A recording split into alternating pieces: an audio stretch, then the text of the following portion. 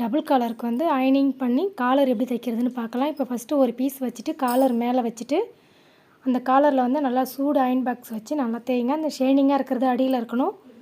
இப்போ வந்து அந்த கீழ்பாட்கம் வந்து 1/4 இன்ச்சு அளவுக்கு அதில் கொடுத்துக்கிற அளவு அப்படியே மடித்து ஒரு தையல் போடுங்க.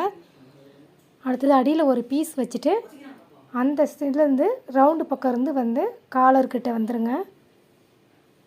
மறுபடியும் ஊசியை குத்தி குத்தி வாங்க, ரவுண்டு மறுபடியும் எடுத்துருங்க.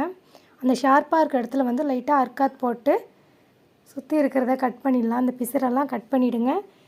அந்த ஷார்ப்புக்கு வந்து ஒரு நிறுத்தி தையல் போட்டால் தான் இந்த மாதிரி திருப்புறதுக்கு ஈஸியாக இருக்குங்க. அப்படியே கொடுத்து திருப்பி ஒரு ஊசியால் இந்த ஷார்ப் எடுத்துருங்க. மேலே ஒரு தையல் போட்டுட்டு நடுவில் ஒரு தையல் போடுங்க.